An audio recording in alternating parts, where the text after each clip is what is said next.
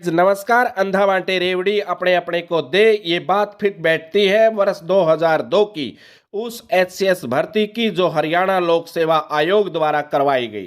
क्योंकि गाइज उसमें जिन कैंडिडेट के रिटन एग्जाम में अधिक नंबर थे उनको इंटरव्यू में लगाए गए कम नंबर, और कम नंबर जिसके रिटन एग्जाम में थे उनको इंटरव्यू में ज्यादा नंबर देकर उनका हुआ सिलेक्शन, और ज्यादा अंक लेने वाले योग्य उम्मीदवार रह गए दूर या बाहर, बिना सिलेक्ट हुए। तो गाइज आज की ये वीडियो उन सभी कैंडिडेट के रिटन एग्जाम के और इंटरव्यू के नंबर बताएगी और बताएगी कि किस पद पर हुआ उनका चयन और किन का नहीं हुआ चयन। तो गाइज आपकी स्क्रीन पर दिखाई देते उम्मीदवारों के लिखित परीक्षा में ज्यादा अंक होने के बाद इंटरव्यू में जानबूझकर कम अंक दिए ताकि उनका या तो चयन न हो या उनका मेरिट में नाम नीचे रह जाए। उदाहरण के तौर पर कुछ उम्मीदवारों को दिए गए अंक इस प्रकार हैं। जैसे जनरल कैटेगरी में घनश्याम सिंह 584 अंक उन्होंने रिटन एग्जाम में लिए, लेकिन गाइज इंटरव्यू के अंदर मिले सिर्फ 14 अंक।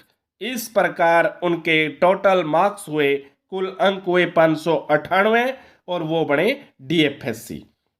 उसी के बाद Dilbag Singh general category written exam में मिले 575 और साक्षात्कार में मिले केवल 22 और 597 अंक लेकर ईटीओ के पद पर चयनित हुए।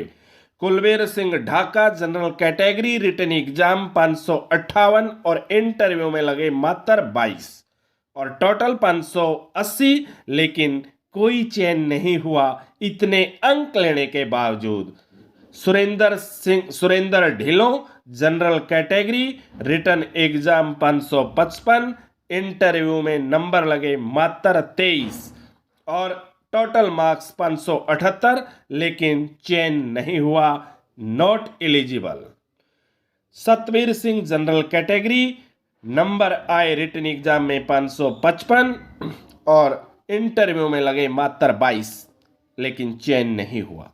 बीसी कैटेगरी के अंदर Ashok Kumar 539 number written exam में और इंटरव्यू में लगे मात्र 21 और 560 अंक लेने के बाद भी सिलेक्शन नहीं हुआ। इसी प्रकार दिनेश कुमार पीएच के अंदर कैटेगरी के अंदर 470 अंक लिए और इंटरव्यू में लगे 51 नंबर और 521 अंकों के साथ चयन नहीं हुआ।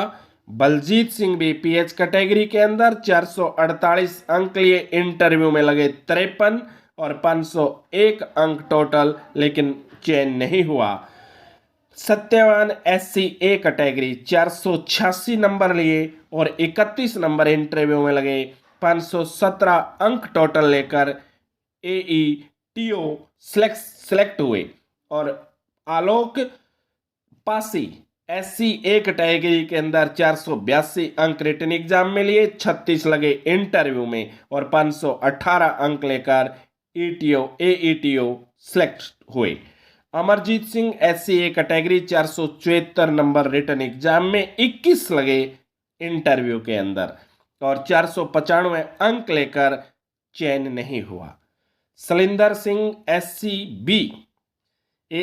बी के अंदर 565 अंक लिए और इंटरव्यू में लगे मात्र 17 नंबर और 582 टोटल अंक लेकर हुए एईटीओ।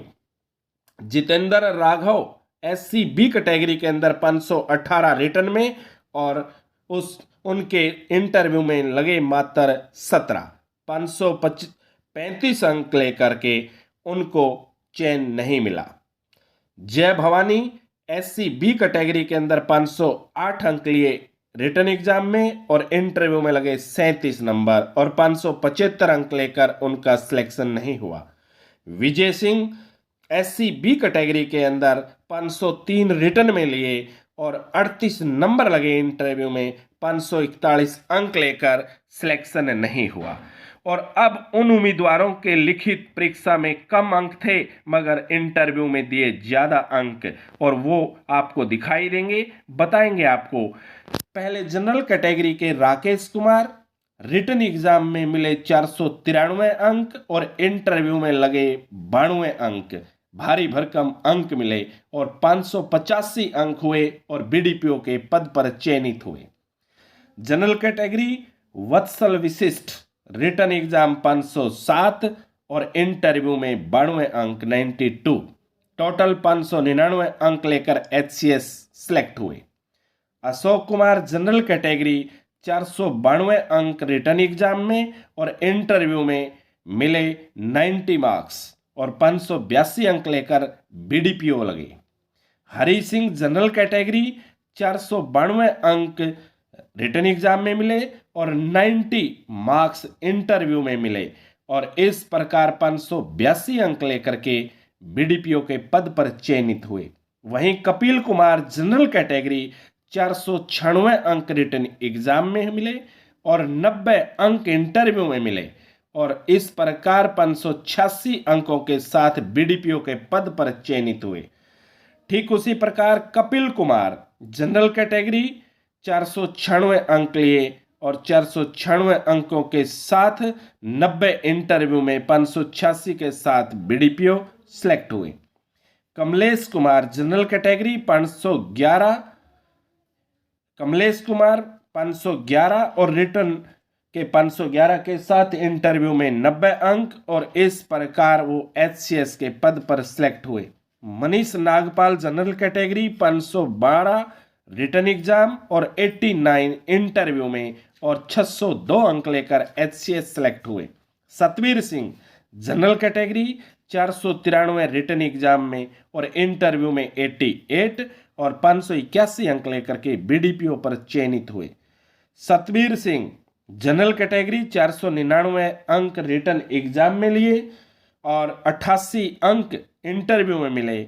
इस प्रकार 587 अंक लेकर AETO के पद पर चयनित हुए।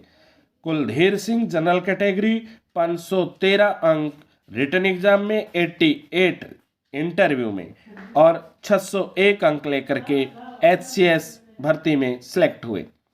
सरिता मलिक जनरल कैटेगरी 514 अंक रिटर्न एग्जाम में मिले और 88 इंटरव्यू में मिले, 602 अंक लेकर के HCS सिलेक्ट हुए।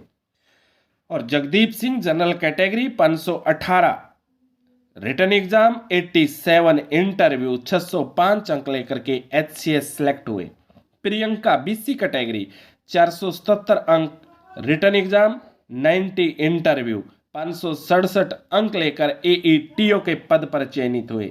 Prempal BC category 473 return exam 90 interview और 563 अंक लेकर DFSO के पद पर सिलेक्ट हुए। महावीर प्रसाद BC कैटेगरी 494 अंक रिटर्न एग्जाम 85 इंटरव्यू में आए और 579 टोटल लेकर के HCS सिलेक्ट हुए। वीरेंद्र PH कैटेगरी के अंदर 443 रिटर्न एग्जाम 88 इंटरव्यू के अंदर और 531 नंबर लेकर के BDPO के पद पर चयनित हुए। वहीं महेंद्र सिंह ESM कैटेगरी में 321 अंक रिटर्न एग्जाम 77 इंटरव्यू और 398 अंक लेकर के BDPO के पद पर चयनित हुए। विनोद कुमार SCA कैटेगरी 411 लिखित परीक्षा यानी कि रिटर्न एग्जाम 90 इंटरव्यू यानी कि साक्षात्कार और 501 नंबर लेकर के 398 नंबर लेकर के BDPO के पद पर चयनित हुए महेंद्र सिंह ESM कैटेगरी के अंदर।